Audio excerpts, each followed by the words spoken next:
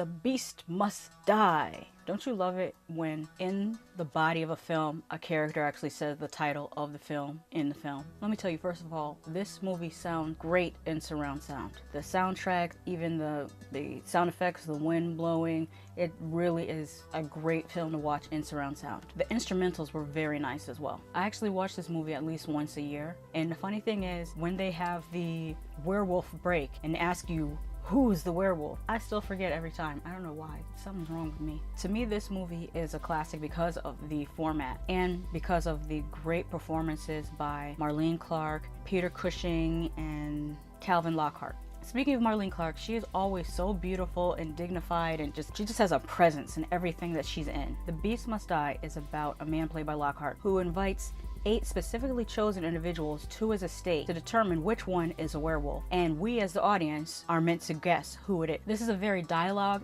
heavy movie, but the dialogue is very interesting and very well written, and I really respect that it doesn't treat the audience like we're idiots. I like when a film doesn't insult my intelligence, and this movie definitely did not insult my intelligence. I really liked a lot of the dialogue. The sprawling estate is beautiful, and the way the sets were done were so well that I actually thought the whole thing was shot on location until I looked it up and saw that some of it was shot in studios, because the sets never looked like sets. They really looked like every part of this was shot on that estate. When I did look it up, I found out that it was shot on location in Middlesex in England, but parts were also filmed at Shepperton Studios, which is also in Middlesex, England. Great job by the design team, because the part of the movie that's shot on location and the part of the movie that's shot on a set blends together seamlessly. Fun fact about the werewolf in the movie, I'm not going to spoil and tell you who the werewolf is, but I will say that the werewolf was played by a German Shepherd in costume. Like I said, this movie is a classic. If you have not seen The Beast Must Die, you have to watch The Beast Must Die. It's so good,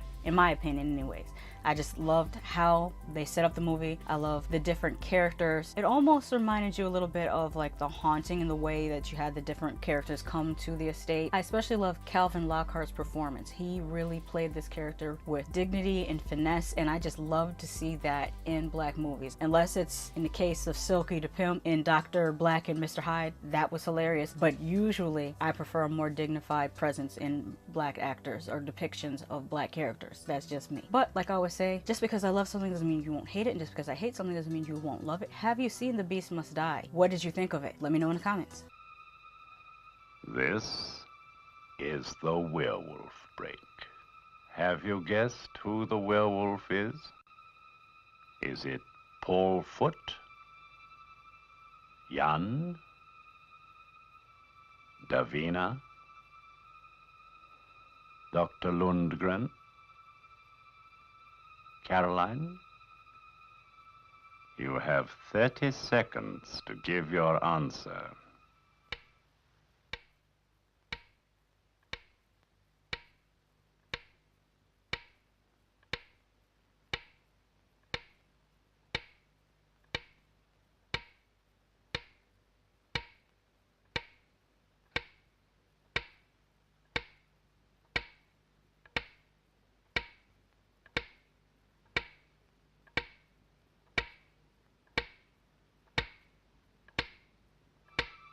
Made up your mind? Let's see if you're right.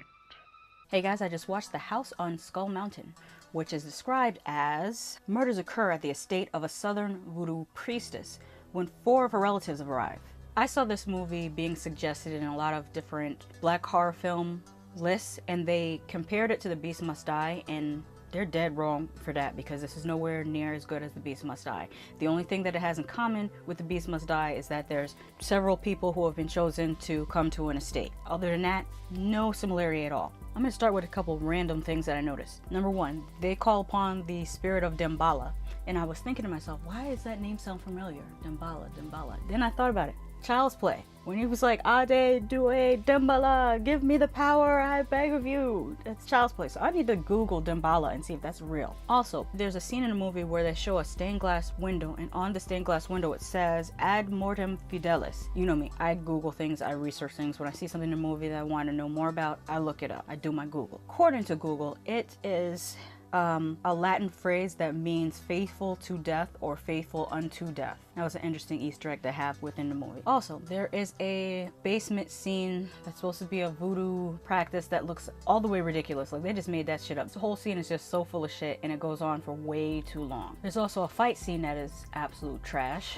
and then it fades to black almost as if the movie is going to commercial, but it doesn't go to commercial. The fade to black is just oddly timed. This movie is extremely overrated. I don't know why it's on all these lists of great black horror movies. I feel like it had a good idea for a story, but the execution is crap compared to the other movies that I've just reviewed. This movie is just not up to the same standard. And like I said, I'm still offended that they even compared this to The Beast Must Die. That's two different levels of production. The story is really thin. The conclusion is lackluster, and I was skeeved out by all the cousin flirting. Of the 4 people that arrived to the mansion, all 4 of them are cousins. Both of the male cousins creep me out with their incessant flirting. One male cousin, he's more direct with it, where he's just saying, you know, telling his cousin how foxy she looks and all this other kind of stuff. And the other one keeps touching her face and holding her in ways that are just not appropriate. Another thing, the soundtrack was doing way too damn much. There would be a scene where a person is just walking up to a door and knocking on the door, and it would be like this big, loud, orchestral crescendo, like something amazing is happening, and it's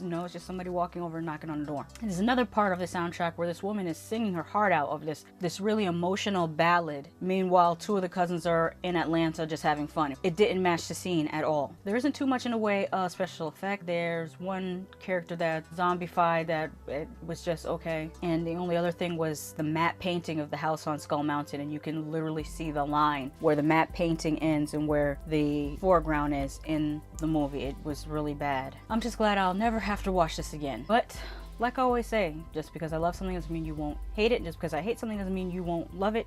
Did you see The House on Skull Mountain? Did you actually like it? If so, why? Let me know in the comments.